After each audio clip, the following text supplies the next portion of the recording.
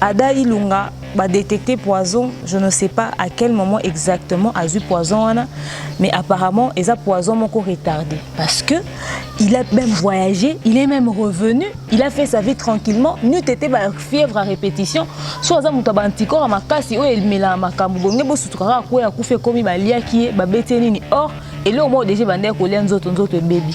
Et moutou soit aza kanda na o tchelo ka poison ku famba, moutou soit tchelo poison retardé za ndo ki o sakanate. Parce que l'objectif n'est pas appétit feu. Jalousie, on ne jamais les mêmes rôles.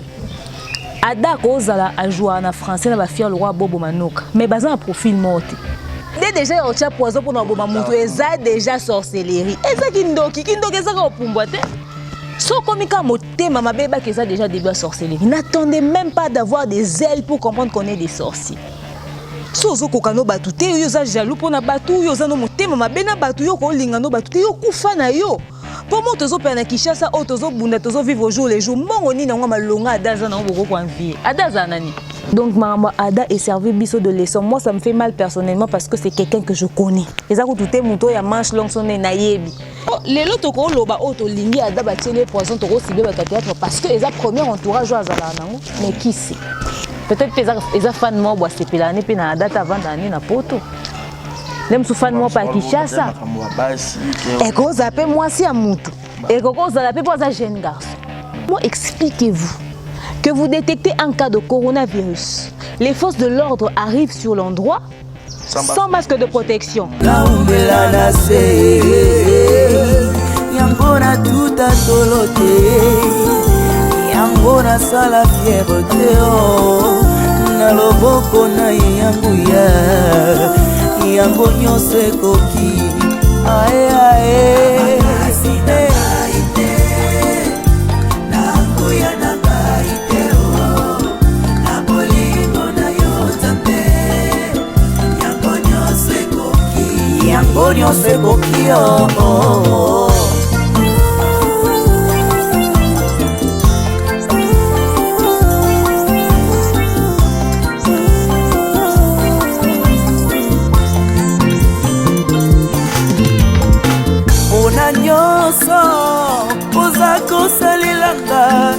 Alléluia.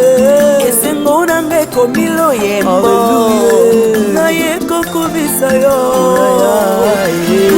Mama, kolo Yesu, kolo yabo, moinanga nakumisio. Mama, kolo Yesu, moinanga ya motema.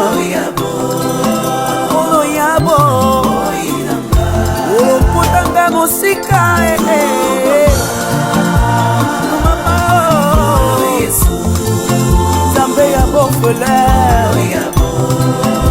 Mobali ba feve yaya Molingo na yona motema na ngai Impossible à jamais tant que je vivrai Nakobana koyembela yo Kokumisa yo Omoi nanga mobimba na mokili oyo Yesu nangayo namoni moto te oya kokaki kokufela ngai bonga nazwa bobo ata papa nanga kokaki kosala ngo te mama nanga kuta koboya na ye oui c'est vrai Yesu okufela ngai opesa nga bobo Yesu na ye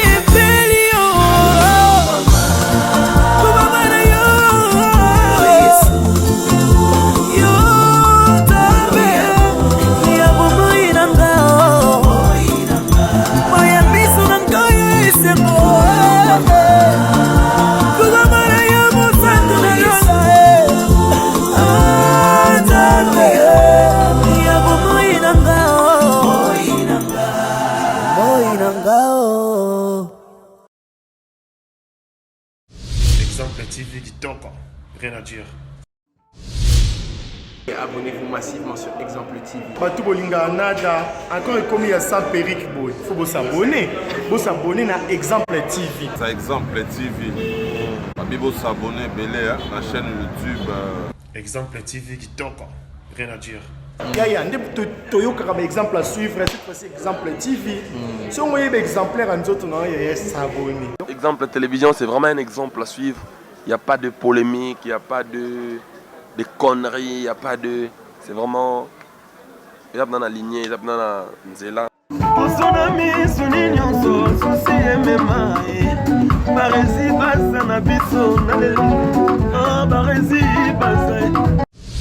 Exemple TV Kitoko.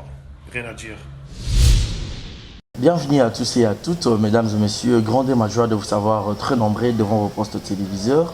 Je suis Barézy Baza, monsieur le journaliste, chers amis internautes. Vous qui nous suivez de partout dans le monde, 5 sur 5 sur Exemple Télévision. Vous êtes plus de 18 000 abonnés à nous suivre. Alors, je tiens qu'à vous remercier et je vous dis sincèrement merci. Alors, continuez toujours de maximiser le taux d'abonnement ici. Exemple Télévision, votre chaîne d'actualité, votre chaîne de l'excellence. Vous savez tous, nous courons toujours derrière les actualités. Nous allons parler de l'artiste comédien Ada Ilunga qui est empoisonné il y a cela 4 mois. Mais il s'est décidé quand même à Tali na ba force na yemo qu'on a ba propre effort na ya mais qui se faire soigner mais à Monica que a commis presque Nasuka alors à Sengi Lisungi SOS bateau ya Mawa Bakondi ministre de la culture et art aza artiste aza ba œuvre na ye aza ba biloko belé a c'est plus ça bateau à Sengi Lisungi financièrement spirituellement et surtout spirituellement ba lo sambo et pour ça la bien. Alors aujourd'hui je serai avec Mukuse Atalo Demer Nyangi. Alors Yépé Adam Mwandamou personnellement tout comme un peu analyser sur dossier. Alors pour nous ça Demer Nyangi bonjour et puis nous présenter Panabino pour Yébi chaîne Demer officiel TV. Alors vous avez déjà plus de 2000 abonnés alors vous continuez bon mon ndé to lo bagiti et koki sami ponga na prophète on a lo bara yango koki samara. Bongo te ba maman pour na moi na bino. Alors bonne fête na ba maman tout ya monde parce que tout un mois dédié na bino basi. Bino de bobo tarabiso alors le kumu pekembo pe honneur et zonge pa bino ba maman. Merci na Deo aza derrière la caméra kota bilili ya ko balancer penda ba image le toko bima. Kitoko pe canon boso ba et tando eke na bino eza grâce na ye puis un grand merci na Yannick Chamba waza patron sponsor nanga. Motema Clarisse Ganga, maman sociale, Mama Africa, Gilles Monapoutu et Geto Kamazi depuis Montréal, depuis le Canada. Et un grand merci encore une fois de plus à Monica Makambofi de disque, moi aussi à Pembe, à Ngalarolo, à Moï. Et un grand merci à Bébé Seigneur, Maman Nakenaya et puis Primaël. Et sans oublier, Jérusalem à la merveille, moi, la mamie, et Malik Arafat. Quelle bonne manière, à tout Seigneur, à tout honneur, les mamans habitent Chikito Djogo. Demain, Nyangi. Bonjour et bienvenue. Bonjour Barézy Baza, bonjour Nababone Nyon sur Exemple Télévision. Merci beaucoup pour Awapenza et Zaranda. Boyambaranga bien, ça fait plaisir. Yaroye Bakeboza et Belé Exemple Télévision. Au Boza peut abonner na demeure officielle. Ah, Boza à 18 000, donc Nazara non à 2000. C'est que ce bolongo lissou 2000 lissou boké baksamakuna pour anniversaire dans samedi, le 15 dimanche, le 15 mars. Donc, il y a déjà premier cadeau. Deuxième cadeau, ils ont évité ce que vous avez dit. Et loupangwe. Et caméra. Et matériel. Et nini. Babos, nous sur exemple télévision. En tout cas, moi, coup de fil. Moi, petit présent de votre part. Et ça, un énorme plaisir. Même si tu as appelé cadeau exemple télévision. Barézy Bazaza. Pour ça, ça, il y a été soupay. Donc, voilà. Voilà, donc demain, il y a une actualité. Les collabs actualité, surtout dans le monde. Il y a comédie, il y a des Kambala Hotel Okufa, Makambu, Pouloulou et tout. Donc, il y a Mindondo, Mundweri. Donc, depuis Makamango formé, il y a Baliwa et tout. Et puis aujourd'hui, encore un jeune artiste. Osa Moussa Nayazo évolué petit à petit, empoisonné Ada Ilunga. Étant humain, un rotala qui est vidéo, Ada Imoko, a s'exprimer, quand elle appelle la personne. Déjà comme ça, on a Kita, qui poisonne déjà depuis 4 mois. Ada, mon ami, Ada, un frère, Ada, un collègue, c'est quelqu'un que je connais depuis des années. Banda, parce que arrive na Bangwana, Banda, film est belé. J'ai travaillé avec Ada, un type très correct, très professionnel. N'a dit, yo, kaye na scandale, na problème na moutouté. N'a bien Ada, ya moi, na ma bêtise. Côté on a Ada, na ebiti. donc on a yo qui sang poison ouais donc na omi tuna lem su ba ada bazé belé na monde na ya théâtre ngo pour ado nga na yebi na mona te mutu non pas tirer que non poison déjà c'est un type qui n'est pas bavard a biloba lobate na bien orgueil te na ebité bako loba na nga que batieli mutu musu ya théâtre poison on risque kuna besoin mutu on attend peu comme on a joué comme exemple mais on comprendre par rapport peut-être à attitude mais ada ils ont lekelanga na omunati ça fait très mal na moni batangi na moni éviter chose à confirmer ou pas raispe il y a théâtre il y a batangi na kata mambo poison bande comment ami ce kaukit bolemba olelate mami speni kauki Olive na Denise ba chambongo moko boete na compte bancaire pour kundara bino siko tiba kundara bino bozo kanisa ke mutuelle de santé bosa na mbongoni poso bozo boma na $15,000 ebimi bakundi oh lobi su 15 ebimi bakundi bon po basunga bino na nini kasi po mbongo se komi no ya matanga bozo zope nini na kata ba organisation matanga ngo po bambongo bakoma opesa na bafami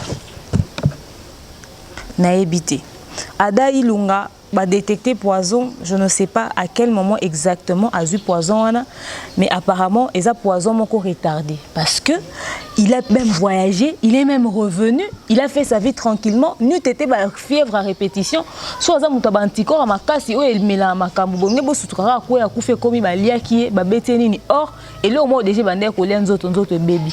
Et moutou soit aza kanda na au tchelo ka poison kufamba, moutou soit tchelo poison retardé za ndo qui au saranate. Parce que l'objectif n'est pas mon nom de coups à petit feu. Et tant que vous comme on a mon coup à petit feu, ça veut dire que tu es un diable, mais tu es un sorcier. Et pour ça, un souci aussi, mais ça tombe sous touche. Parce que là, on va commencer à s'imaginer. Déjà, Ada, il faudrait qu'on se le dise, c'est une personne publique. Il fréquente tout le monde et n'importe qui. Ada, ton entourage, mon camarade, ta famille, tout ça. Et n'a ton théâtre. C'est quoi, imaginez-vous que la minute, par exemple, tu as ciblé votre théâtre, mais peut-être que les camarades vont t'attirer les poisons. Peut-être que ça et si comment boire les par hasard. Peut-être que ça poison mutu musunde ya liénere. Toye bandele. Na minute yo tozo yebate. Mais toko lobela ba théâtre directement pourquoi parce que c'est les seules personnes avec qui passent le plus de temps possible. Très peu de temps pour Alexandra famille na. To wanga nangote, ba sala ba 5 tournages par jour. Et c'est comme un tournage avec 5 tableaux, un tournage musu 5 tableaux, un tournage musu 5 tableaux, Alexis tana famille et un. Il passe plus de temps avec les gens de théâtre que Nabatounaï mot très proche. Voilà pourquoi tout de suite notre cible numéro 1 est Zabatouya théâtre. Parce que toye bien Nabatou vie privée, n'habité ami Ada nani ou à ça la théâtre était na mona té n'habité. Nga nabi entourage né Zabatouya théâtre. Alors bo episabiso problème na bino ezanini. Jalousie ngo bo sala na po bo zoaka jamais les mêmes rôles. Ada kozala a jouer en français na ba fier le roi Bobo Manoka mais bazan profil morte casting o simba Bobo et simba adate peut-être on so bazu ba mi balé pour na même personnage c'est que ça pour na français mais so ça pour na physique ba ndenge monte profil physique oui ba ndenge monte intonation douceur ango nini ba ndenge mokote ata ba jouer en français ba ndenge mokote boko welela jamais rôle. Maman Kalunga na maman comment on est nani maman Seka to Marie-Jeanne Bololé ba koko wele la rôle te ata ba joua ba maman bango nyoso wana misatu ba ko wele la ka rôle te ils n'ont pas le même profil bobo manasiko pour nani pour minute les kaleza qui to antoko comprendre na kalaboza wele la bambonga ba producteur ba zopsa no bambongo zo kata ba tumsu ba lekate pour no boleka mais comment ko s'auto produire. Nga ces films na bengi ba reza jouer ba respecter on sala obenganga mais bo tient na ba poison en fait et ça pour la finalité nini au fait c'est pourquoi on ne comprend pas ce que so bobo mi fils ni qui a maman mo bona tata mo abino bozwini et bon et ba ki c'est le honnête nini na kata vie na po banda pululu akufi $3 ekitite to aka na 17.2 banda pululu akufi bilo ekiti te bilo ezaka yomata au contraire tozui coronavirus na Congo donde tozabo to na coronavirus ole makambo se calme ba kisami do yo kufa na yo loko zo supporter mo na batute yo loko lingano mutute yo motema no ya mapo kindo kipeneza nde bandande na motema be so moniko ko motema mabe ba koza début à sorcellerie kozela ku to pumbwa luka de basa na nzambe idée déjà o tia poison pour na boma mutu eza déjà sorcellerie eza kindo eza ko pumbwa te So komika motema mabeba que ça déjà début à sorcellerie. N'attendez même pas d'avoir des ailes pour comprendre qu'on est des sorciers. So zo kokano batu te yo za jaloux pona batu yo za no motema mabena batu yo ko linga no batu te yo kufa na yo. Pour moi tozo pe na Kinshasa o tozo bunda tozo vivre au jour les jours mongo ni na ngwa malonga adaza na ngoko kwa vie. Adaza nani? Voiture ni nango voiture nini voiture eza combien soko s'organiser yo pe oza en chance na eza likamba chance te barezi so s'organiser oza chance noko so mapeka na autre muto mto za ordre de priorité na elem so yo bambongo YouTube e futa yo oza na baleki otangisa peut-être préférer épargner pour les msoma libanda mboko moniti na voiture te mais mutu mususu atali abinga na eloko sa na mbongo te na na charge te asombi na moi 4 makolo na a préférer tambo. Or ngane tine na zabo ngana minto so na mbongo avant kuna kansani na teno melkania na pampers ana mili ki priorité na ngeza mwana mutu na mutu za priorité na ye le mususu mutu kozo mona zo kumba le mususu sombi yango te fair play ya fani mo bwinda sali yo yini po nelo ba pesa ke cadeau yo pe créer nini carnet d'adresse na ya batu ba salo ba cadeau c'est simple ngane tibwe na bwaka na nga ba kombo yebana te na bwaka ba mama na nga mo balinganga makasi carnet d'adresse na sala yangwana ba soutenanga mais ça ba tunsu ba boka ba koma makasi Beric Mandala ba beda chou ngana osela ba résive zo apa boka ba Yannick Chamba Godson et ba relation ne carnet d'adresse ne sala yangwana allez ne ba solisaka yo ba petite chose des choses terre à terre matériel kako yo donc on sentir que diable a télémi donc ba komi trop matérialiste ne lo na yo te pour oyo ko kufa po tiki au côté c'est on peut mutu mabele ne lo et comme ka mutu moka demero na linga yete ka pamba na ebiso le peut mutema mabe moko et puis bato ba linga biso pe tele msu pazane pe collègue nom satem su fan a komi pa na commentaire fi on a supporté que kutu te do yo yebinga te otala nga na internet mais niveau ya enoza na ngo envers donc c'est que déjà so komi bongo c'est qu'on a facilité otinde ya mutu mbongo afinga nga on a facilité otinde ya mutu mbongo sa nga mabe po lelo to ko loba oto lingi adaba tele poison to ko sibe théâtre parce que les premier entourage à Zalanango mais qui sait peut-être les fan moi bois c'est pelane pe na date avant d'année na poto même sous fan moi pas Kinshasa et ko zape moi si amutu et ko zape pour un jeune garçon et ko zape makambo belé mais peu importe muto a sali yango yenda zali bango okufa te so moni simbité na mutu boyo kanité pour na likambo tracer chemin na yo so moni ke mutu asali lo mo tika fanda motema mabengo yo kosa na ebite biso ba oba baba kam to kuta na ona viso to bomela ngo batu te seke to na biso na misa mabete na kati na biso barezi je te dinga na loba ngo so ba premier so na kuta na ngo na vie ya makasi na salela ngo mutu mabete seke na moni loko kosa na kosa ela mutu mabete motema mabeba bota mana ngo bazala na ngo yaka ya oyate eyaka ya oyate muso de mère on dirait comme peut ya oya ataka de mère la tika Perico on est salé bien moi mais bisio taka ande na loba français là mususu na sali peut-être ka faute mo na phrase nanga mais yo ka bande ba finga français na ba français no mabe wana luka mabe na kata français ngo ezati mais muta fingi yo kaka po tele luke loko finga monité mutu muso zo jalousie ka poko ozaka barezi nga na mnengo trimer tango longo chaîne bwe po ko ba chaîne bwe po koma oyo komi to ebi par où tu es passé mais ça muto selo jalousie ebite ko sacrifier ki ba moment mo ba vie na o sacrifier ba pongi na yo barezi po na chaîne na yo o boy peut-être ko lier ko pesa tale ki no $10 po over sa chaîne na ti YouTube ba ndo photo mais mutu mo ba selo jalousie muto selo ada jalousie po akoti ba film na 3 chaînes YouTube.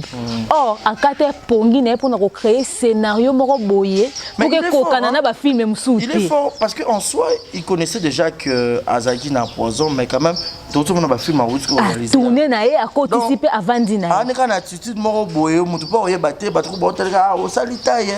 Ah, comment kita kitoko OK, yemo déjà en soi. Ah bah non, on a évité vraiment. Ah d'ailleurs, mon frère Michel, anti-poisonnaga. Na luka kunze mango, to chango to ilustrango. To telada. Eh, tala niveau ya motema mabe bat ba koma na mukilio. Na évité zaka ba film azokotsa na ba chaîne, poso ezaka film, bino so bwana ba cerveau. Yo so mayele do pese capacité o sa film mama boete talami. Ye nenga zona na mayele na za ba capacité o créer ba scénario ba film kiliki. sala te po neza boto bando banga bino to laksa mayele na biso te po tozo banga so na laksi batu ke na mayele batu osanga mabe donc ne toza bo mayele na biso to bomba ngo ba compétence na biso to bomba ngo parce que to komo banga ba tout un niveau to komo koma on peut dire tout le monde est suspect. Tout le monde est suspect et son entourage et ses amis et sa famille et ses collègues de travail, personne n'est exclu. Et ça va pas tomber tali solo ya individu simple personne bon. Et ça la mutu mo au placé ndé batunyo so ba mener bango enquête na minute toute. Bazo luka ba ye banani asala ki nini alika ki wapi. Et ça va pas tomber ba mboka mambo ya baboy. Ça ne se fait pas. Ça ne se fait pas. Tu penses que ça c'est qui Tom Cruise ndazo ya poison de tomber ta so poison Tom Cruise en boy. Et ça va poser à Dailunga ya Kongo ya Kinshasa. Nde to beta lisolo ngo bo il faka ya na on a TV ta ya na ngo wapi bino bato liboso bolinga soki likambo après tango koma ya inde a boloba ki te pona nini bosa ki te bo non ay ko partager na biso ba total la nous sommes sa deuxième famille c'est tout à fait normal qu'ils nous tiennent informés ce que moni pe muta bomba ke lo bongo pendant longtemps lobi c'est que comme grave alinazo ko mona bato bazo ko loba neti mutuwa komelinga na WhatsApp bozo mona dazu poison tozo pexamina na biloko mamo livre les amis de la diaspora aidez-nous s'il vous plaît à un moment donné. Il a mangé les histoires avec ses potes. À quel moment cette pauvre dame est venue dans cette histoire? À quel moment?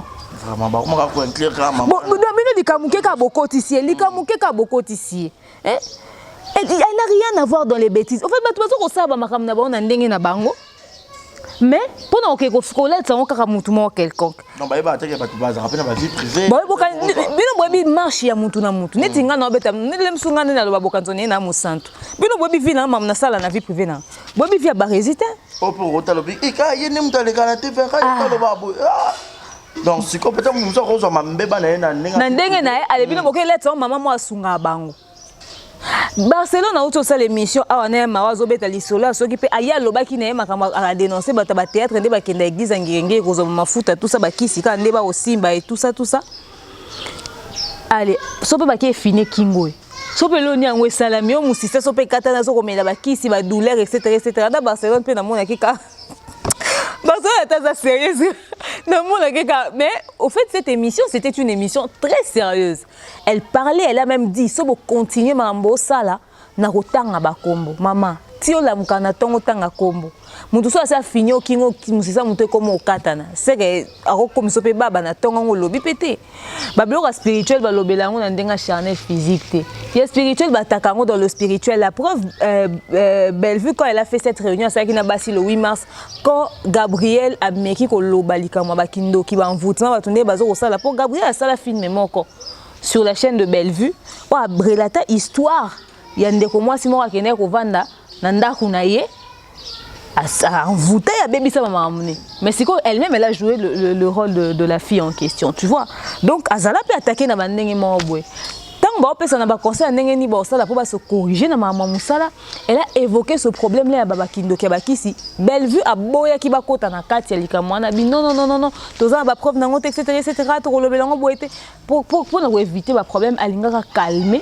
situation pour ne pas moi le mususu ko lo ba boye ba concerné ba bi ke bo solo la boye bi pe ke za bango mais toi bo beti ndika wane mi ko ne bo sala ki on réunion bolinga ki bo et on crée moi ba froideur c'est pour ça qu'elle avait évité mais c'est pas des choses à négliger qui c'est simba mina ndengo sakanate so moni muta teloti na poison c'est qu'un spirituel peut-être luka que azuoté aux hommes yango moi j'étais contre la procédure de Barcelone en mambo ki si on a bandero mususu au effort boye parce que bo habiter na niveau spirituel ndeni bo lukanaka.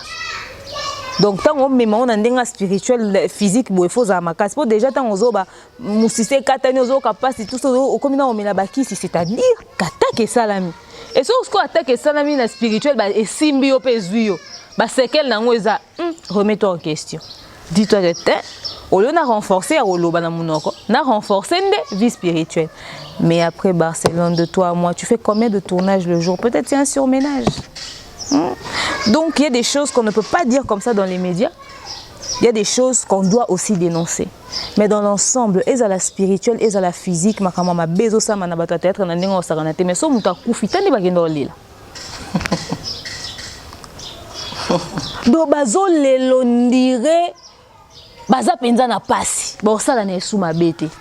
Mettons basi so lela na morgue to na lupango mo wey. Ba démarrer papa masumu. Mais je papa masumu okufa. Je touche du bois. Si ce jour-là arrivait, tu vas voir comment est-ce qu'ils vont pleurer. Papa m'a soumé, papa m'a soumé, mais niveau va démarrer, papa m'a soumé, donc pour te dire qu'il y a de l'hypocrisie aussi au sein de théâtre. Donc pour ça, tout le monde beaucoup de temps bosali musala, bon lia que si kamoro te bosala, pourtant tu vas ndaka na kwani. Neti belvio na pandinga vandi za bato asangisi bato bo basa be makambu ba loba tout ça. Aza niveau bataka ndene. Nani ya kolinga yo ndeko mwasi o vandi sa bango do ba makamna bango yo zo réussir bango baza. Tu vois? Eza babilo ko faut interpeller bato. Eza babilo ko faut interpeller. Yonga pe na ndezo ba rezike ba ndika na palais boko yamba yamba bato be mission tout ça là, il faut être très prudent parce que tu ne sais pas qui arrive, qui entre na ba intention nini. Yo tozala no tie biloko wana bato nyonso bazuma boko batie na sani mais oyo baby ça toyeba. Donc maman Ada est servi biso de leçon. Moi ça me fait mal personnellement parce que c'est quelqu'un que je connais. Eza ko touté muto ya manche longue sonné na yebi. Un petit témoignage yé au yebi. Non na yebi Ada na ba tournage. Na kutane à l'époque je travaillais avec ma soeur la home vidéo MHV avant que Vodacom. Ils avaient casting un film moi fallait qu'on a 3 télé sud. Tokutana la victoire en face s'occuper en diagonale la maison des savoirs. Tozakana réalisateur moko Gigi o ya sali série Jama. Nazaka pe casting na série wana to fait jouer na be Manutara. Donc na ya répétition wana na ba Jamelia tout ça na kuta siko Ada première fois na mona na junior junior Lusaulu ba garçon mususu kaka. Parce que période où on dit bah autant ça arrive ce qui quelque chose de comme ça. Des périodes d'akutana na Ada pour la première fois après ça na yo kutane siko na ba théâtre ya Muscador nde kuna na koma kokutane souvent na koma kutane souvent na makambo ba théâtre na koma mone souvent on a gardé contact, on commençait à parler, on s'écrivait na kutane pe na ba casting mususu. Donc c'est un gars avec qui on n'était pas amis. Mais professionnellement, on a eu à échanger, on a eu à parler, à sympathiser, à rigoler, mais dans le cadre professionnel. Et attends, Nandela, so tokutani to leka na raté, to pesa na toujours mbote. Aza genre abatute ne ba msusu bazara loko aza star leka na te ba sala mo grodo, so kutani o pesi mbote, asa neti moi minene, a fini au bouton te. Ada n'est pas comme ça. Ada ta za kati abatu so moni o peso mbote. Si c'est lui qui t'a vu en premier, il va te saluer. Si tu es vers lui, aborder en paix son beauté, c'est pas un orgueilleux, c'est pas un type autant. Sur Instagram, on s'est écrit 2-3 messages et tout vite fait. Comment ça va, ça va. C'est un type réglo. Et on a au cas moi, bah saluer ma bé pour un problème ni au fait. Nazo monate. Parce que mon cabinet se rapproche de rien, on a un programme à m'ajouter. Bah habiter mon tourner dans le saluer ma bé et tout consort. Aux monde. Donc, n'habitez. On peut dire tout ce qu'on veut déjà, on a tous nos erreurs, on a nos défauts. Moi, je dis ce que je connais de lui. Peut-être que ça m'a vécu une mauvaise expérience il y a Ada Ilunga. Azo existé peu mouton. Mais on a yebi on a lobby. Donc raison est ça que mouta bon ils a moutué monda oyeba. Ils a moutué monda oyeba. Voilà pourquoi il faut être très prudent dans musala oyo abato théâtre oyo. Na yo mutotie poison, faut être prudent. Pour ebi péter na linga ko péta ro salopeni. Mais moi je dis seulement si vous avez besoin de adapter au loboma à petit feu à surtout quoi quelque part dans milieu moi imagine toi que et ça qui est bon moi quand na Dubaï kuna kufi sur place. Donc tenez tous en photo ya Ada batukuna balinga ba publier garçon ya congolais kufi na Dubaï bazo luka famille na ende tout monde ba photo batu misusu. Tenez to comme na oti na niveau ana. Heureusement Dieu l'a épargné. Vient na biso vie de loin. Azwa ki pelika ma poison ngo ayebi neni asalaki ba meka otia non Ada en contact na batonga ba poison pour noyeba neni borsala. Alors il est temps que batu ya théâtre ba s'impliquer na ka ya Ada to zelater que likambo ko matar bo meka osande bosala bo contacter qui vous pouvez contacter bo landela bo luka ba solution parce que il faudrait battre le fer quand il est chaud. Et après, et servir nos de les autres. Les autres personnes disent qu'il fallait qu'il y ait le Katan de Rona Moissia, le place d'Indengé, ici, Bakenda, le poison et Michel. Pourquoi? Pourquoi vous voulez que les gens utilisent les mêmes scénarios? C'est à cause d'utiliser les mêmes choses que maman Denise a donné l'argent directement à la famille des daddy et voilà, la famille a fait le désordre. Que chacun utilise la procédure. Oyo, et c'est normal. Il a parlé, on a compris. C'est ça, plus dans considération. Michel Bakenda, tu es ensuite à Bika, à Ranango. On a tellement une chaîne à Tatapo que la sœur de Jérémy, ou soi-disant des sœurs à Michel Bakenda, Bengaka, Michel Ponasé que ngani na bonana poison ça s'appelle examen la sœur de Jérémie à Lobaki que Jérémie Azala n'a poisonné. Parce que moi ça m'a toujours étonné que ma famille on a que après arrestation va se retrouver dans handicap mais bah réagissait tu vois. La sœur de Jérémie disait que Jérémie n'a pas de poison. Mais sur la chaîne d'Alvin il y a quelques jours Alvin avait reçu un appel, la voix céleste a fait un appel où un type ou avant dans la quartier Michel Bakenda racontait que Michel aurait fait une crise. Et Balimba pour s'en abattre là, si c'était quoi, mais Bapexé et Bango. Or, 2 jours avant ce scénario, Michel nous a balancé une chanson sur sa chaîne, Malaisson, ce qu'il a laissé, quelque chose comme ça, où il racontait que problème, humiliation, comment est-ce que Dieu ne l'a pas lâché, etc., etc. Pourtant, très peu de temps avant, Michel nous avait annoncé que à se retirer de la scène musicale momentanément, en attendant la situation n'est pas le cas. Il se retire de la scène musicale, ok. Il fait des répétitions avec son frère Paul en chantant Anti-Poison Angaï, etc., etc. C'est médiatisé pour quelqu'un qui se retire de la scène musicale mais qui continue de travailler dans le coulisses quand même. Bon, après il est libre de faire ce qu'il veut si c'est en coulisses, mais pourquoi mettre ça sur les réseaux sociaux si c'est retiré de la scène, je ne sais pas. Après quelques temps, on apprend que sa sœur dit qu'il est empoisonné, mais il refuse de se déplacer à l'étranger pour aller se faire soigner, chose qu'on a toujours trouvé bizarre. À l'étranger, traiter un peu poison ou soit des arabes beaucoup qu'on a besoin. Non, tu vois que c'est n'importe quoi doit s'empoisonner. Peut-être que là-bas le traitement est d'ailleurs mieux. Ah, j'en sais rien. Moi, je sais que le mari de la grande sœur de ma mère a été empoisonné genre 3-4 fois. Ouais. M'a soigné là. Voilà.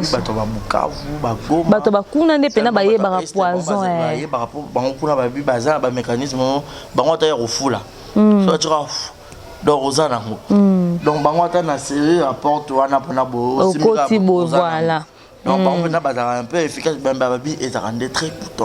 Ils sont très coûteux. Mais après, on apprend, voilà, pour quelqu'un qui est sorti de la scène musicale, il est quand même allé en studio, il a sorti une chanson qu'il a mise sur sa chaîne. Je sais pas. Je n'arrive pas à comprendre sa démarche. Il avait annoncé qu'il ne serait plus sur la scène musicale pendant un moment, mais il fait quand même des choses, il poste et tout. Après, bon, on ne sait pas trop, mais au moins, ce que j'aime dans l'histoire, c'est que parmi les gens qui ont au cœur des scandales, dans la période où ils sont liés à la musique gospel, Michel est resté quand même le plus correct. Hein. Il nous a prouvé quand même son humilité. Hein. Il n'a pas fait le gros dos quand il fallait demander pardon. Il a demandé pardon. Et puis il s'est ressaisi quand même. Mais à un moment donné, Toyoka qui est peu sous-souté, tu vois. Donc son histoire de poison reste un mystère. Parce qu'il n'y a pas de suite, il n'y a pas de suivi, il n'y a pas de... Et bon, peut-être que c'est son choix, il ne veut pas médiatiser ça. Mais est-ce qu'il a vraiment été empoisonné? Est-ce un buzz? Ou est-ce qu'il a choisi d'être discret? C'est les questions qu'on se pose. Et voilà. 2020, on a toujours des scandales. Il y a ma belle depuis l'année Bandaki. Fin du monde, t'es Nebisho, so za mbele wa Cyril o luka moi sine partout. Et bino ka manemba musumo o luke kaka na 5 heures ozo luke. La vie de Pamela va challenge bandi. Donc c'est que aussi sinon. Elle était partie acheter les peurs pour les enfants. Voilà la vie de Pamela. Voilà la vie de Pamela yango ko ba mama batu na YouTube. Yo moko lo barate vie de Pamela. Surtout dans le cas de Cyril Bongo par exemple, ça veut dire que les problèmes ne sont pas encore finis. Pendant qu'on sort la tête du problème de Cyril, et voilà qu'on se retrouve dans le problème de Ada, qui sait ce qui va se passer demain? Donc, vu que nous parlons de Ada Ilunga, il y a aussi une dame, Maman Makila, au dehors, sur photo Azar Kobela, Michel Rosala, Rosala, SOS, Loco, le Vim, bien ça, Liboé, Naïbitié. On a plus les comédiens, donc c'est prophétie à pasteur de la foi. Disons qu'il est moins vrai. Ce que je n'aime pas chez les comédiens, c'est que je déteste chez les comédiens, c'est que quand ce sont vos potes à vous très proches directement, connus, vous vous cassez la tête pour aller trouver des solutions. Vous faites des émissions, vous enchaînez.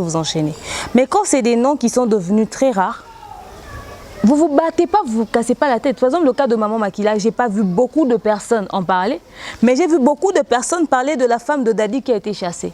Oui, c'est un cas qui nous choque, mais parlez aussi de Maman Makila. Parlez aussi de Maman Makila. Vous ne connaissez pas l'adresse du ministère de Culture ou quoi? Maman Makila, prends ton courage à deux mains, toi et ta famille, débarquez devant le ministère jusqu'à le ministre va vous recevoir. C'est simple, parce que si vous faites SOS, SOS, ils ne réagissent pas, vous connaissez leur bureau, débarquez là-bas. Débarquez là-bas. Moi, je pense que c'est la seule chose qu'il faudrait faire en ce moment, parce qu'on a y habité à Sani. Tozo zela kufa po ba kitsa $5,000 kuna, ba ke ko aider, na habité. Bureau maman Denise ezaka wapi? Maman Makila kende na bureau maman Denise ke ko glander wana liboso libanda ti maman Denise akoyamba ye. Bandeko ba comédien ndenge bokenda ko sala ba SOS pour na bandeko o ba très proche na bino ndenge na moni boluka solution pour na tingi par exemple ba Caroline botelemaki botamboli bo meka pe côté ma otambola pour na maman Makila, ça sera important, ça sera une très bonne chose. Nde botambola ki pour na papa météo o lelo abimi déjà hôpital, il s'est rétabli. Faites-le. C'est important, faites-le. Parce que là, ils ont des moins négligence de votre côté. Après, quand quelque chose va arriver, ça sera vous là, Brobima. La minute on est à Zaboué, nous avons 50 comédiens dans le pan à Maman Makila.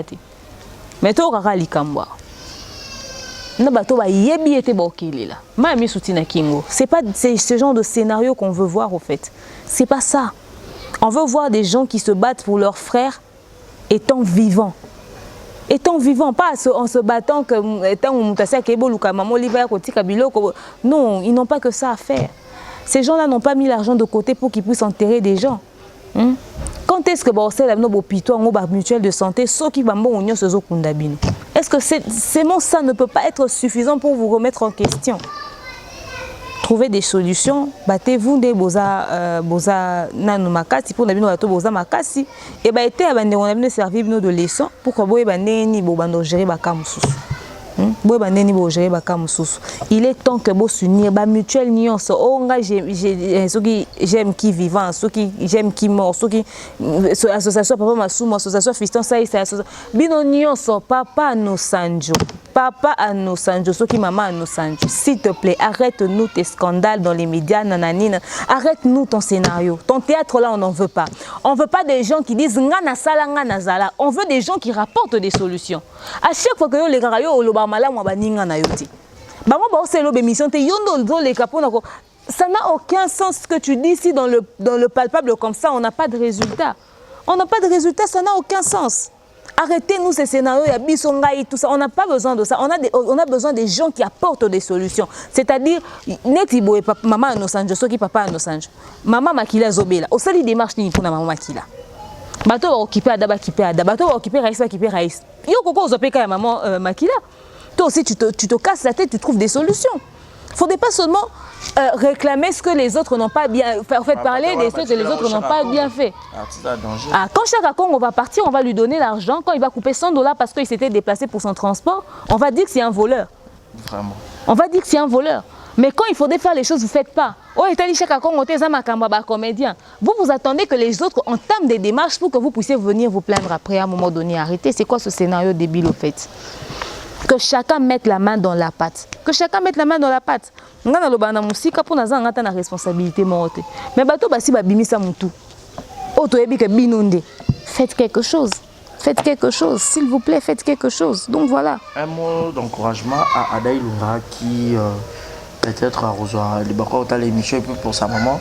Oh déjà Abel a pourvu âge naïe et tout. Babou qui m'a zaïna choisi fait kaka loba.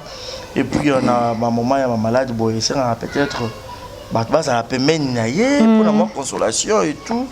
Y compris maman Makila aussi idem et puis que toi arrêter la émission à me Maman Makila, beaucoup de courage à toi maman, la famille de maman Makila, les familles de toutes les personnes qui sont en souffrance en ce moment.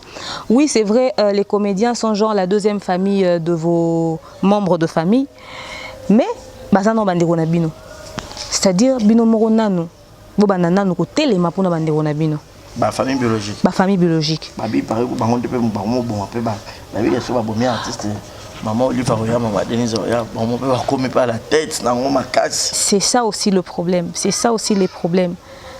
bolinga kutu ndeko na bino vivre longtemps nzamba fongolele ba porta pambolama atongela bino mapangwa tika ba biloko moko boye peut-être na famille que boluka bolia mbongo mwa boni tata ba yeli bino $50,000 bolela ndeko na bino bosaleli 10 000 botike na 40 000 et qu'on remplacera jamais cette personne que vous avez dans vos familles. Donc bino mo pe botelema bo bando bunda parce que à un moment donné toutes ces choses yakunda ba artiste ici là. Et comme asiko vraiment que ministère et lobby moi mutu wazaki artiste akufi cercueil yangwana bilamba yangwana chapelle ardente yangwana eskolele yangwana bozo ata différent ata bon bozuité ata biloko bozuité ça va s'arrêter, tout a une fin, tout a une fin. Donc, prouvez-nous l'amour que vous avez pour les membres de vos familles. Vous-même, d'abord, levez-vous. Contribuez d'abord pour eux. Sauvez d'abord les vies des membres de vos familles d'abord. Vous-même, d'abord, commencez en attendant l'aide extérieure. C'est comme ça que ça se passe. Maman Makila, nous sommes de cœur avec toi. Moi-même, je ne sais te promettre quoi que ce soit parce que je ne sais même pas si je suis en mesure de t'aider. Tout ce que je peux faire, c'est de dire comme ça dans les médias, annoncer haut et fort. Nabato bazo Rolanda biso. Posa musa nanga koloba. Basunga yo ba o bazana ba possibilité rosunga parce que moi-même je suis d'ailleurs souffrante aussi nazape mutu na ko vanda pe na kiti nga pe na senga aide mais na une maladie na ba rési a ebi combien de temps il est venu, il a attendu na pe mana télé mana fanda ne na vandi bwe pona loba nga pe na ko vanda pe na bi SOS ba pe basunga mais tozo lobela bino parce que ba kana bino za ba kamoro boy très sensible, donc il faudrait vraiment qu'on commence par vous. Ma famille, beaucoup intervenir. On est de cœur avec vous. Nos contributions et aux peut-être qu'à un bon côté et aux prières, na encouragement. Ada, tu es un ami, tu es un frère. Est-ce qu'on a signé un salle film mon Ada? On dirait, hein? Oui. Si je ne me trompe pas, na Mouskador boy. Si je ne me trompe pas. Mais si on ose abouer. Nga mona fona ba na kota ba film na démarre officielle musu faut jouer mobile nanga pour nga no pe moi na mobile esimba yo na français nga na français douceur rozana film wana ada de phobika pour na prochain film retourner na ba film musu retourner na si mais faut zwanga pe na jouer pour na yebité au casting na te poani pourtant on en a parlé je pense une fois. Donc le roi faut na jouer na film mais faut jouer na film nanga donc c'est que ça on a bon moyo phobika nan. Ba film a photo comment on pense bien poser un scénario très dramatique. On dit na film on se fait jouer moi c'est Ada squaza à poison. Moi ce que tant c'est bikie. Est-ce que ba symptômes à poison ce qu'on anda ce qu'on fait na landele siko. Poser appel na mawa pour te transmettre un message bien. Après surtout ça film même où on vit nos moments de bonheur. Bref, c'est pour dire qu'on a encore besoin de toi sur la scène artistique à Kinshasa, en République démocratique du Congo, pourquoi pas à l'international. On a encore besoin de toi. Ça c'est un petit scénario qui va passer et demain tu vas venir témoigner, tu vas dire que tu vas bien. Poison. Oui. Au sali test, au sali ba test. Donc so respecter car au boye bisa on a médecin ici là. Bon, ma blum sous ces mingi poison linga pe sucre té. Et matissa pe toi sucre de foie et créer bablu même ça ba régime, des choses que tu ne peux pas manger pour que matissa sucre té pour stabiliser sucre pour que est compliqué kana yoté. Donc ils ont so ils ont retardé. Parce que tant basalo examen ba biso komi na stade ni.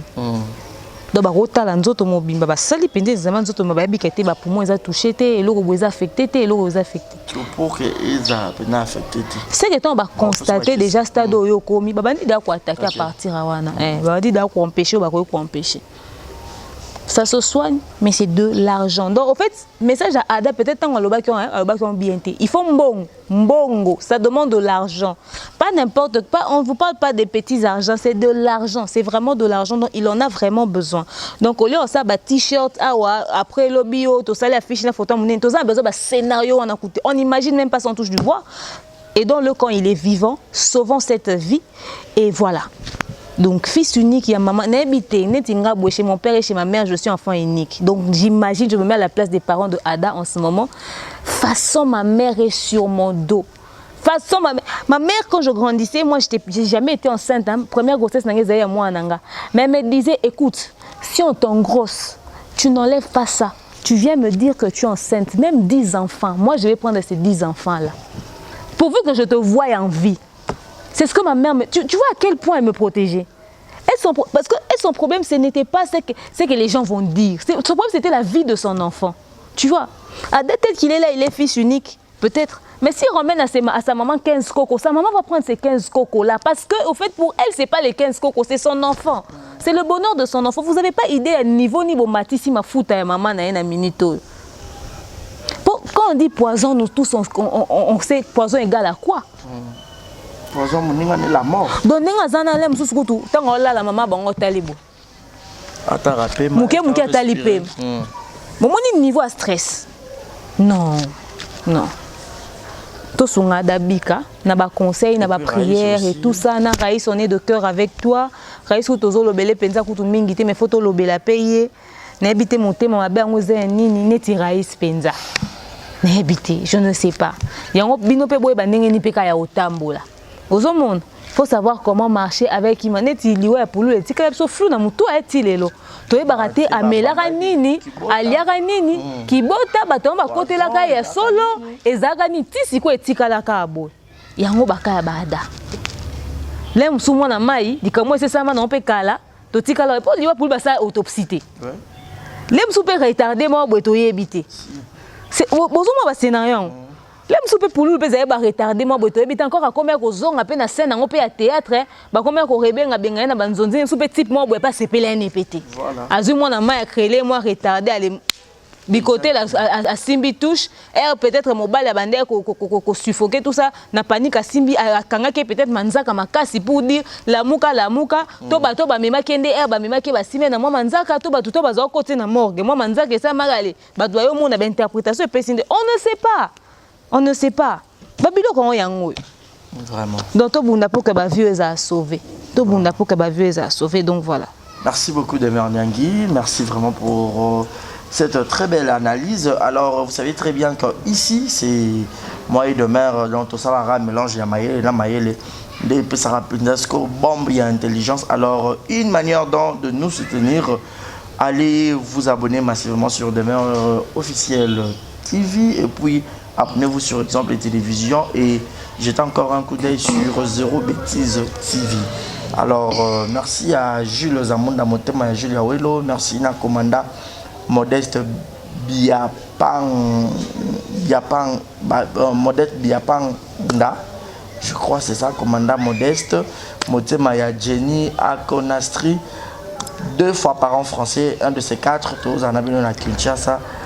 La belle Kinshasa, la capitale de la République démocratique du Congo. Je vous signale déjà que le coronavirus est à Kinshasa, mais le ministère de la Santé, Hollande, là-bas, il y a des précautions, pour que arrêter, surtout que Bissop est moyen à Kinshasa, donc niveau de la moyen pour étumbanan coronavirus, parce que tout ça déjà n'a pas si belé dans le Congo, ajouter encore le coronavirus.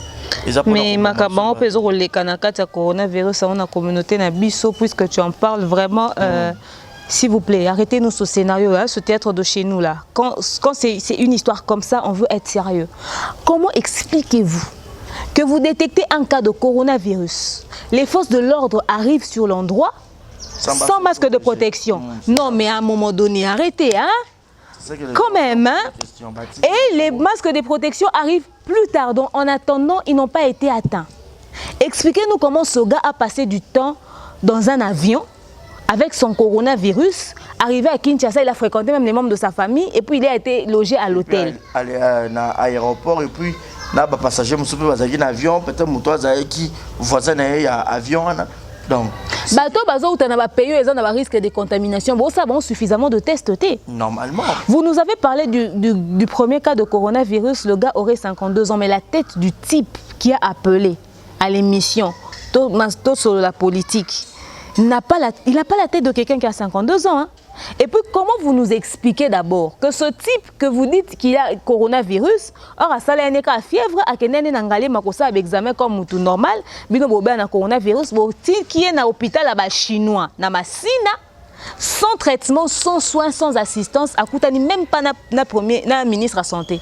Comment est-ce que le ministre de santé a pu faire un discours sans rencontrer le malade? Ça c'est de 1. Et de 2. Ce qui est des 3 à des 4, bon, mouton au hasard coronavirus, hasard na hôpital ba chinois ba soda na bati ba masque de protection hôtel bosani ba sécuriser hôtel c'est l'hôtel en fait. Mettez les désinfectants dans l'hôtel et tout ça, laissez la porte ouverte que le soleil entre et puis partez chez vous. Parce que le malade n'est même pas là. Les gens qui travaillent dans cet hôtel-là, est-ce que vous les avez fait les tests et vous avez vu qu'ils ont atteint le coronavirus? Il a rencontré les membres de sa famille. Aucun membre de sa famille n'a manifesté des symptômes de contamination. Bon, la azaki na banda les pauvres familles, ne luka ba famille wana. Amataki na avion, azo evol nini. Est-ce que bateau na sur matin avion na ba symptômes de contamination? Le pauvre gars, il n'a même pas les symptômes de quelqu'un qui est contaminé. Il n'a contaminé personne jusqu'ici. Et puis, c'est des trucs qui se manifestent 14 jours plus tard. Ah, bon, arrêtez de nous donner des migraines. On a des vrais problèmes dans ce pays, tel qu'on est là, des sérieux problèmes. Si c'est un cas comme ça, c'est pas comme ça que vous allez gérer ça. Enfin, on ne va pas vous apprendre comment faire votre travail, mais quand même, avouons que c'est quand même mal géré ce premier cas. C'est quand même mal géré ce premier cas. Voilà pourquoi beaucoup pensent que c'est fake news. Nous c'était l'intervention du gars Bengi na bosolo politique pour que le kana ndengeni ba traiter et tout ça par rapport à problème. Les gens allaient continuer de dire que parce que les gens commençaient à poster sur les réseaux sociaux comme quoi, comment expliquez-vous que OMS et Lobaki jour wana que Baotine a 19 milliards s'occuper des dollars pour les pays où ils ont contaminé et le lendemain le ministère de Santé annonce qu'il y a un cas de coronavirus dans notre communauté. C'est-à-dire que ça prêtait à confusion. Pourtant, c'est un cas réel. C'est un type réel qui existe, qui est même allé à l'hôpital, ça a même été suivi, tout ça, tout ça. Vous l'avez laissé arriver à l'hôpital, vous le laissez rentrer chez lui, vous débarquez chez lui avec une seringue qui se casse, et puis... Regardez, okay. Franchement. Merci à Gina Mwana Yolo Mwana Dallas. Passeport rouge, Motema Dake Kanza Gina. Clin d'œil spécial à toi, clin d'œil spécial à Loris la Congolaise Malolo. Bonne fête Nayo, bonne fête à toutes les femmes, le monde entier. Donc aujourd'hui, j'étais là avec Demain Nyangi, bonne fête. Rabat mon open à Liputa. On a un scénario très compliqué quoi. Liputa, ouf, ma fille était en pagne. Hein. Pour ceux qui sont amis avec moi sur WhatsApp, ma fille était en pagne. Moi, j'ai pas de pagne. J'ai un pagne, mais je porte même pas. Pour moi, la femme, c'est pas le pagne. La femme, c'est le comportement, c'est l'attitude, c'est toutes ces choses. Les pagnes, ils ont représenté culture nabiso, mais ça n'a rien à voir. Il est temps que les femmes arrêtent de penser que le 8 mars, il faut qu'on fête, qu'on mette des pagnes, etc. Oui, on fête parce qu'on avait obtenu ce jour comme une journée où on reconnaît nos efforts, nanani, nanana. Des femmes se sont levées pour réclamer des droits. Mais après, c'est une journée aussi de réflexion. Il faut vendre tout ça, conférence, débat.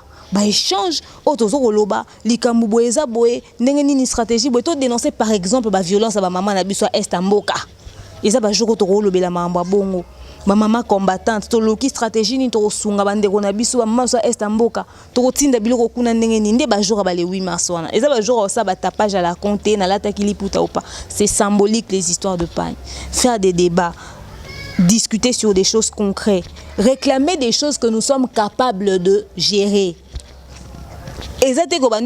Nous les femmes, on doit réclamer les nanani, nanana, et puis quand on vous met face à ces choses que vous avez réclamées, vous n'arrivez même pas à assumer. Non seulement vous réclamez, mais vous attendez aussi des traitements de faveur pour ces choses-là. Non, c'est pas de ça dont on a besoin. Donc voilà. Donc voilà, quelques dédicaces. Merci beaucoup à Vanessa Airwick, ma sponsor. Merci à toi depuis Belgique. Merci beaucoup, vraiment. Kolo ba Peric. Kalate Bozapina Sports nae et puis azote en promotion. Hein. Donc salut-moi seul, moro est bien. Après, ils sont différents. On a téboyé. Ça dépend ce qu'il y a payé. On a livraison parce qu'on a livré partout dans le monde. On a 50 € à Pamba. 50 €. Quand les ébélés, quand on a des bons, on peut bien. Ils ont 50 € na Belgique. Ils ont 50 €. Mais quand il faut livrer, il faut. 0. Action. Donc voilà, alors ça a vraiment solde, prix à bien, cheveux brésiliennes, vraiment des vrais là. Vous contactez na plus 32 465 32 36 38 plus 32 465 32 36 38. Alors ça nous la livraison partout dans le monde en tout cas. Mais aussi merci beaucoup Namo Major Cynthia Rapachi, merci beaucoup Nama Meya Mawete Mamimi. Merci à Cornelia Moluba et maman Evelyne de Lolo. En tout cas, Chimène a vous dit les petits sigo na kuta on a affirmé côté, mais to kuta na bientôt. Peut-être qu'on kuta na Barizi. Donc voilà. Merci énormément d'avoir sur vos soutenants. Mais venez vous abonner sur Demeure officiel. Surtout, mon anniversaire c'est dimanche. Donc exemple télévision Mobimba. Un coup de fil, un souhait de votre part, pourquoi pas un présent me fera énormément plaisir. Donc voilà, merci beaucoup. Contact Nanga.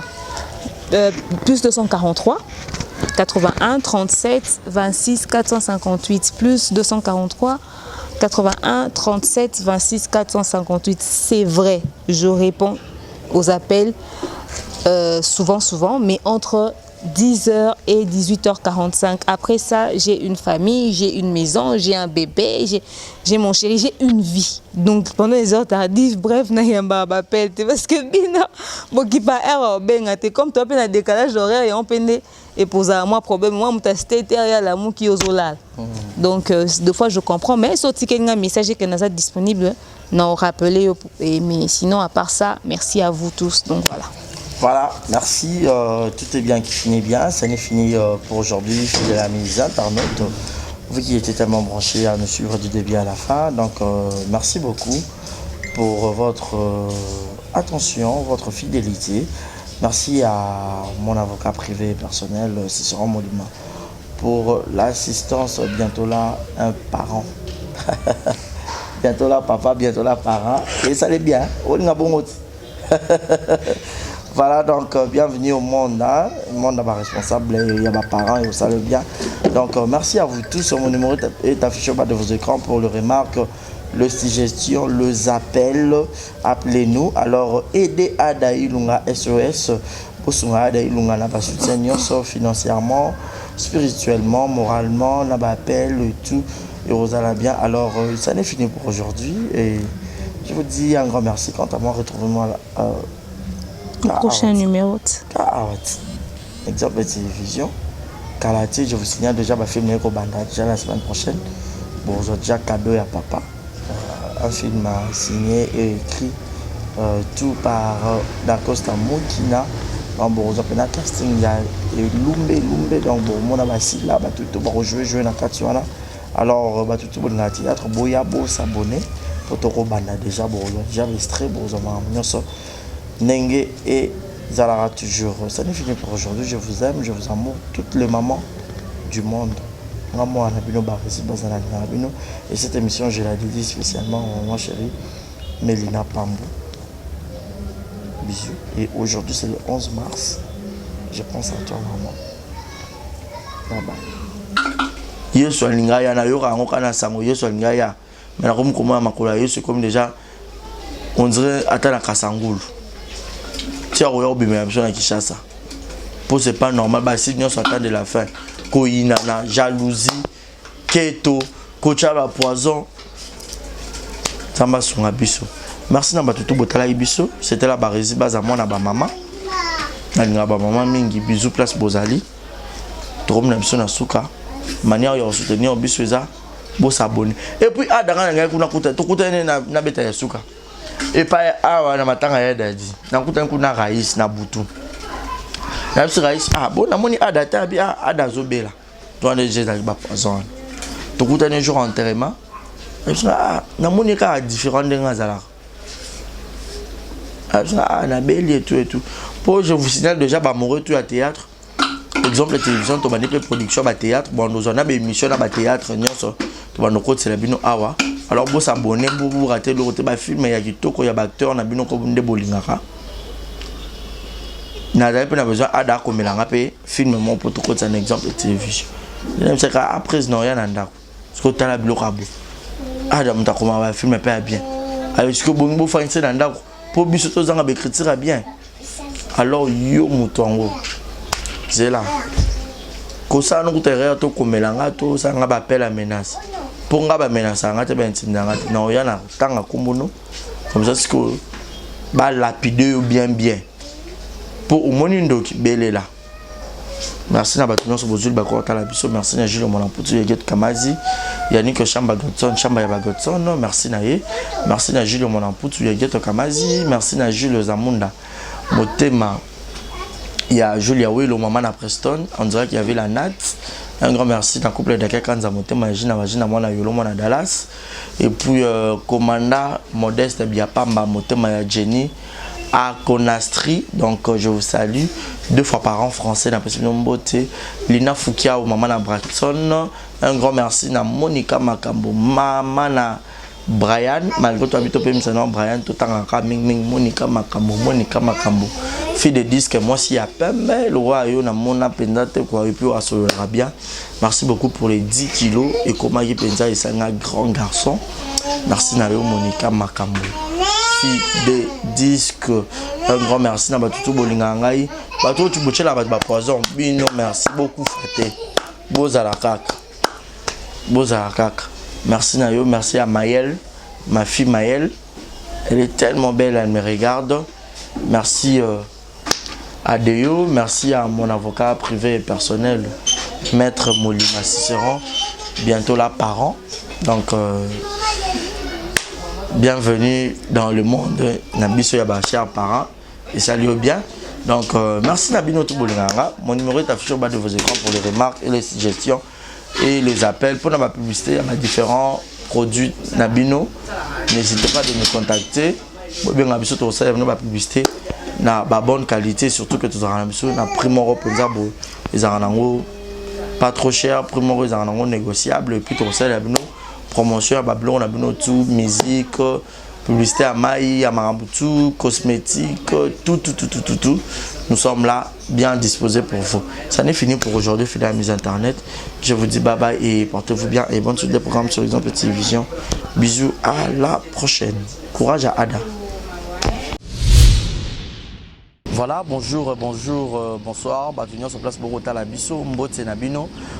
Partout dans le monde, non seulement la communauté congolaise, mais les Ivoiriens, le Gabonais, le Français, partout où vous suivez Exemple de Télévision, Barizi Baza, monsieur le journaliste Nabino Yeyo. Alors, je suis venu vers vous pour vous annoncer que désormais, Barizi Baza, Exemple de Télévision, tout ça, les fondations Barizi Baza. Fondation Barizi Baza, Eza wana pour nous aider, pour nous sunga. Bato nyonso bazana ba problème bao nyonso bazana ba problème ezala ba problème oyo ko toucher peut-être social bazanga ya kolia bazanga ya komela nzamba tout nsi motema nanga ya mukie oyo to kubanda rozo to banda ko kabola yango na ba orphelin na ba na bitike na ba parents oyo ba comme déjà na ba âge avancé o beta batika bango na ba veuve en fait ba vieillard ba veuve et tout to banda ko kabola na bango yo muto kozala toucher o banda ko tala biso. Vous avez besoin de contribuer à pas 100 francs parce que la Bible nous dit c'est lui qui donne aux pauvres prêtre à Dieu.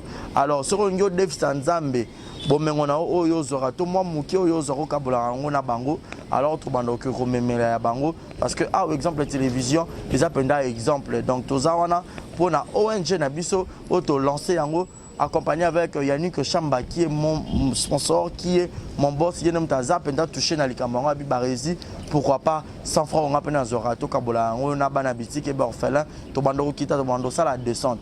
Alors numéro la biso d'ara affiché, on a Yom Tozo Talabiso, aux années Lamba, aux années carton, au bando Tinda, ba père, ba chaussure, ya bana, ya ba âge, nion, au sangi, sigara, Tobando Memela Bango, et pas la biso ça. En toute sincérité, tout ça, mais c'est une question de conviction, une question, il y a motema donc de tout ça touché, accompagné de Yannick Chambawa, que Barizi Bazana contribué à la vision pour que tout aider les orphelins. Donc, Moututo Kota Labiso, on a besoin d'aider les orphelins, pour hésiter à bien Labiso, adresse à Kitoko Yangoyo, Exemple Télévision. Merci, Fondation Yabino Yangwana, merci beaucoup. Beauté Oisa Brand Cosmetic UK, Oisa produit un doto et l'on a rabatache. Sopilini Kosana Tema Koya bien, ya propre, Oisa produit un Kosela. Oyo Eza Pola Maboko, pour la batache, Yamakolope, ba genou et ba coude.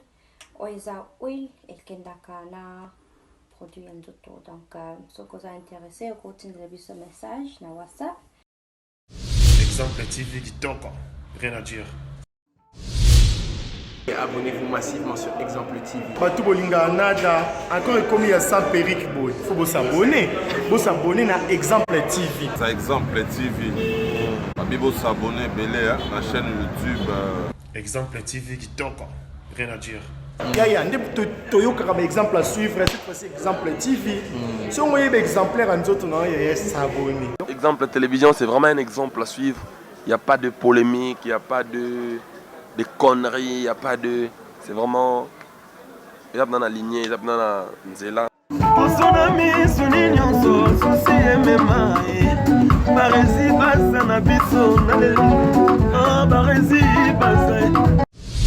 Exemple TV Kitoko. Rien à dire.